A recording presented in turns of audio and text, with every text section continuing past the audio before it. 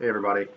So for this week's topic, the article that I'm actually looking over is titled Toxic Tradition. Should Furniture Be Allowed in Apparatus Bay? This article came out January 12th, 2020. You can find it on Rescue 1.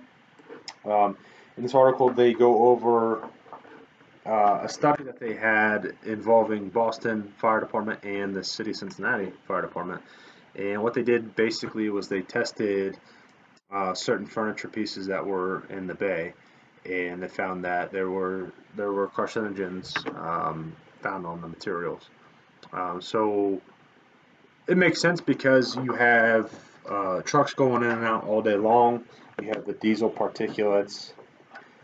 If companies aren't practicing the clean cab um, practice that's out there right now, obviously some departments don't have two sets of gears, so they come back from the fire.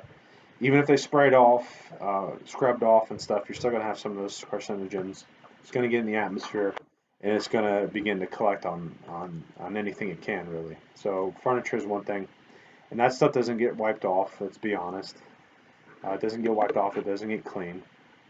So basically, the recommendation in this article is to for cancer protection is consider best practices to be considering the zones. So you have your hot zone, which will be obviously your immediate area that would come in contact with carcinogens. So for most departments, the diesel particulate is going to be in the bay. You do have exhaust systems that can remove most of that stuff, but you can still consider that a hot zone. Then you have your warm zone.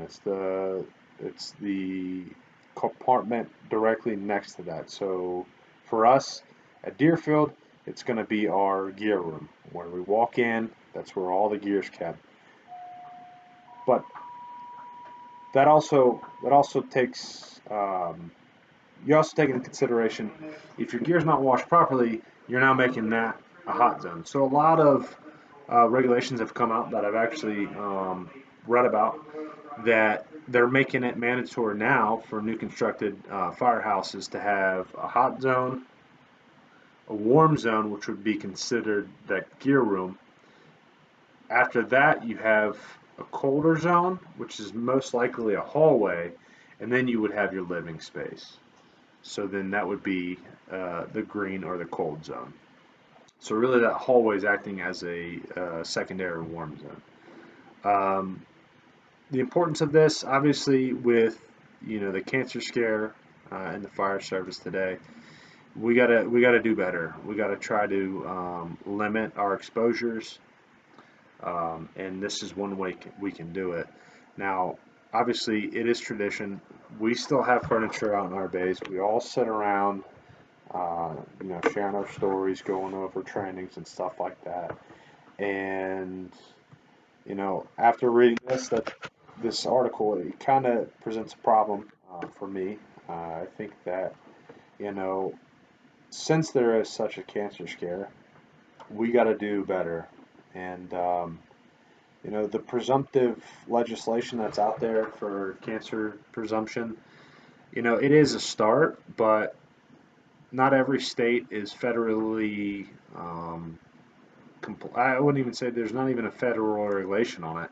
It's all up to the states and how they want to legislate it. And for some states, I don't even know that they have presumptive cancer legislation, which is an issue. But, you know, it's one thing to deal with the cancer, it's one thing to deal with or have your family deal with you dying of cancer and going through the legal hoops to get, your death and your treatment stuff taken care of after you're gone. Especially if, your family's always been dependent on that income and dependent on you. It's something they shouldn't have to deal with. So anything we can do to limit the exposure, to reduce the risk of cancer, we ought to do it. And Deerfield Township, we do a good job. Everyone has two sets of gear. If we have a fire, we come back, we clean our gear immediately, we wipe down the cabs, we wipe down all the tools, and we never go into the firehouse after, unless we've got everything taken off, we've cleaned up, We go immediately to the shower. And another cool thing with Deerfield too, with this cancer stuff, is we have a sauna that we got at, especially at my station. It's helped out a lot. So guys usually after fire, they'll go take a shower, go to the sauna, go in there for 25 minutes to half an hour, wipe off the sweat, and then go shower again. So we are doing our part in trying to reduce that number, and hopefully you guys are too. Thanks.